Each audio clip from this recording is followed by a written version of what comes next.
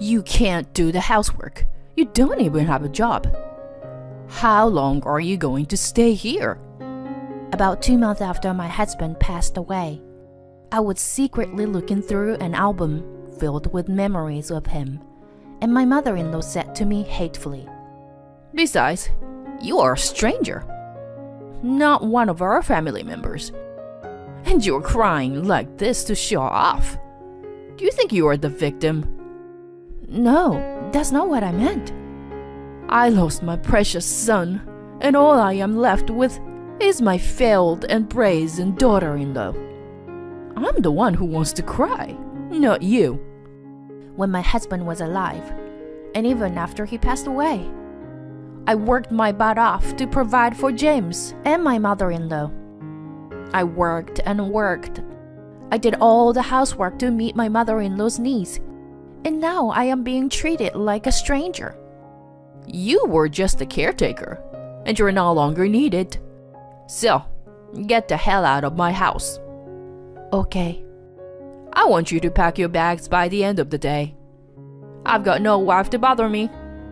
And now the house and the car are mine. My mother-in-law smiled happily.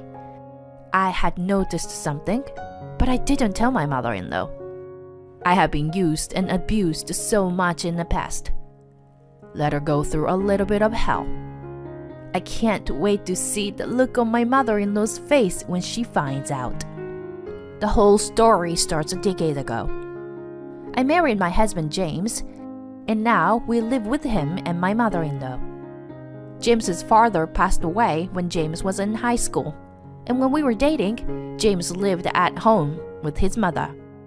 He was going to move out of his parents' house when he got married and started living with me. But his mother didn't want that because she was lonely and she strongly wanted him to live with her. So we ended up moving in all together when we got married. We had saved money together before we got married, and we built a house at the same time we got married. So my mother-in-law was going to live there with us. James and I both wanted to have children. But 8 years ago, James got in a car accident that left him paralyzed and in need of care. It became difficult for us to have children, and James even suggested that we divorce because I was taking care of him. But I didn't want to divorce him, so I persistently persuaded him that I would take care of him, and we decided to stay married. Housework, job, and taking care of James. I resigned from my job and began writing from home because it had become difficult for me to work outside the home. As a student, I had been writing columns and blogs on the internet part-time, and the company I worked for was also in the publishing field, so I was occasionally asked to write small articles. It was an incredibly busy time, but I was happy to be able to spend a lot of time with James, who had been so busy with his work that we barely had time to spend together. James took care of me, and even when I was getting used to taking care of him, he would never forget to thank me. I think we had a fulfilling and happy marriage. Except for one thing, my mother-in-law. Before James's car accident, my mother-in-law was a quiet person who didn't talk much. She spoke kindly to me. And although she didn't seem to be very good at housework, I got the impression that she was a classy woman who enjoyed gardening and watching the theater. She thinks it's a woman's job to do the housework perfectly. When I served him prepared food for dinner on days when I came home tired from work, she would say, "I can't believe you put this kind of food on the table." On my days off, when James did the laundry for me, she said she can't believe that I let him do the housework. But that was a few times. I didn't mind, because she just laughed then and said that things were different now compared to the past, and that she was sorry. But after James got in a car accident, she took advantage of the fact that he didn't see me and started to go against me more and more. She used to take care of herself. Now she puts all the housework on me. saying it's just added work and that she doesn't think it will make a difference with one more person to take care of. She never used to say anything about buying food for her or James, but now she checks what I buy without her permission and blames me for wasting money if there is even a small amount of sweets.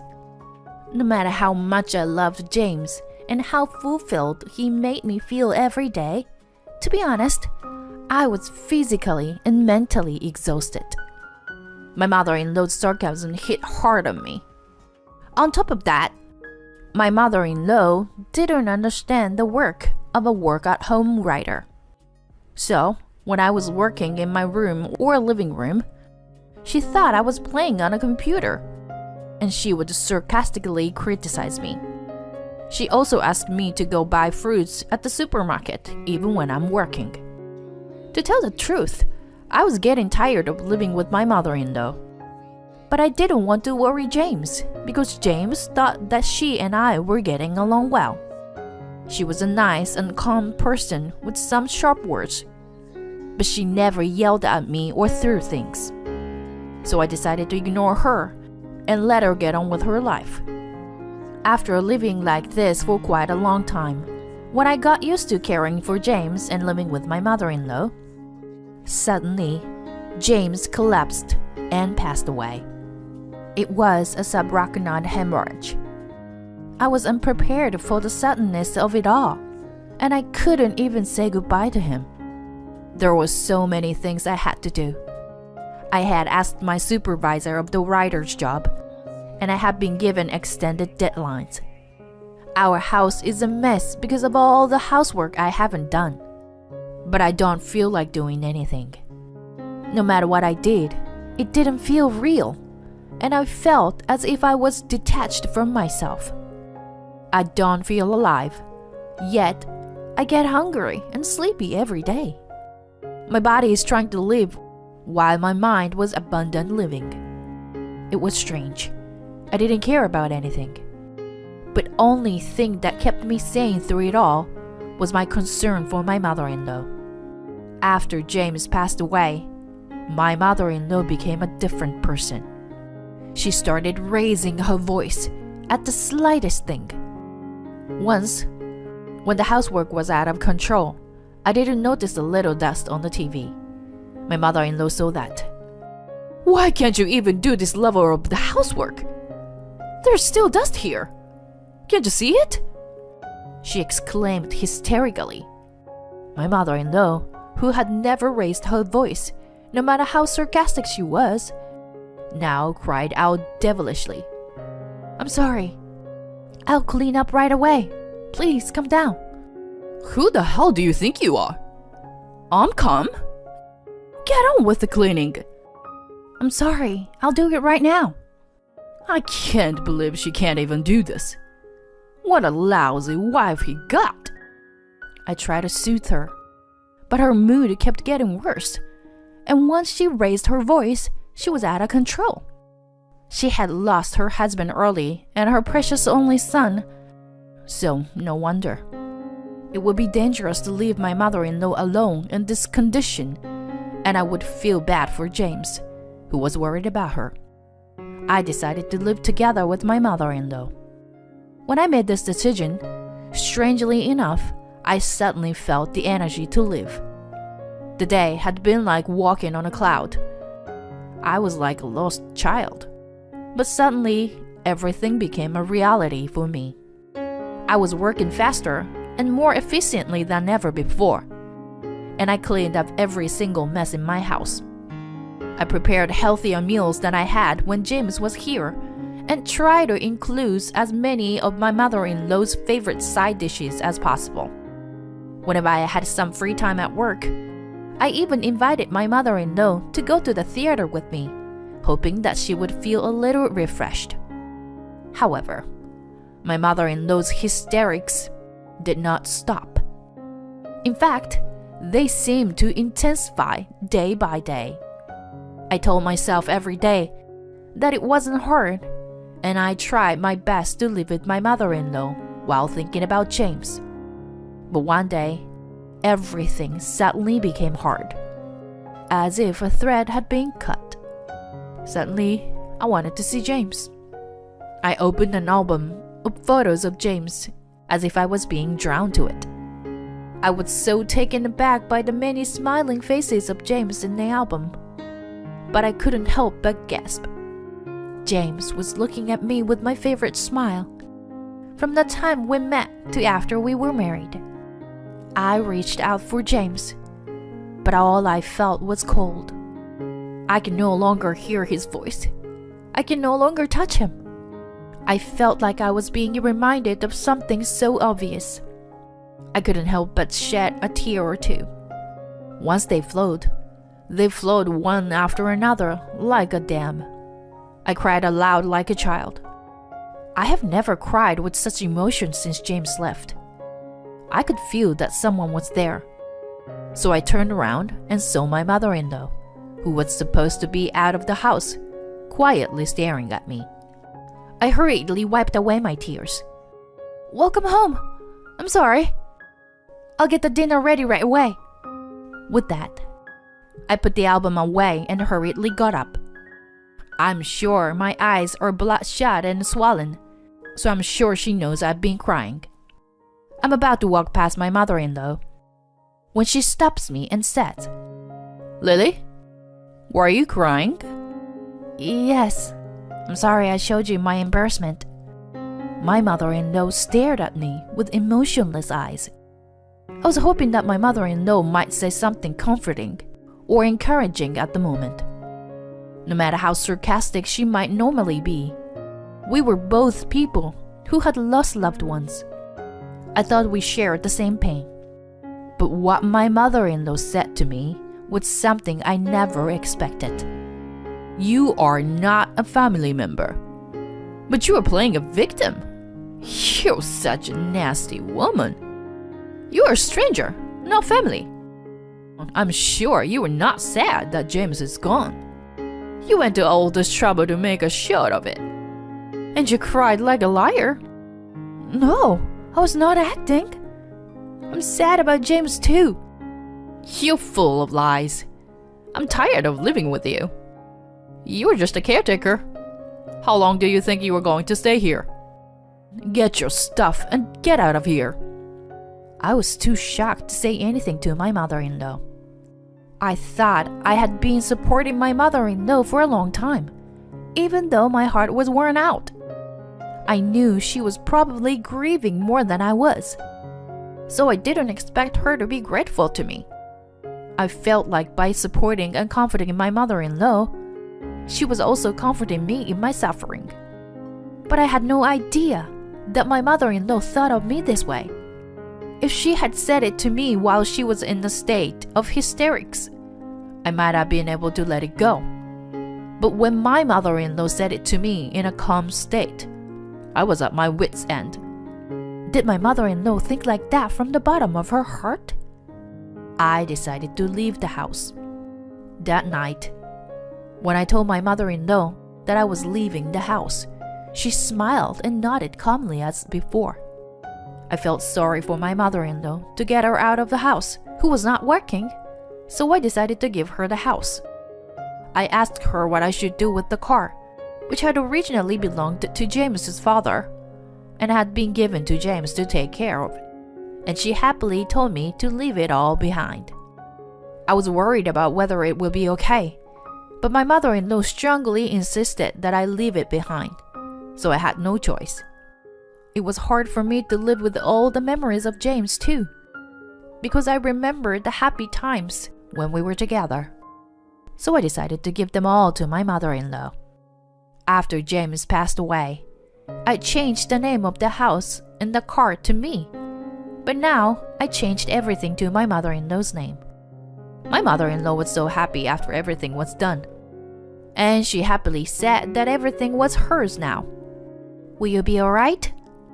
"I want to give them back to you, even if you ask me to do so now. It's all mine now." "But with the insurance and everything?" "I've always dreamed of living alone in a house. Oh yes, I should buy new furniture too. Let's throw out all this uninspired furniture in this house. My mother-in-law didn't seem to hear a word I said.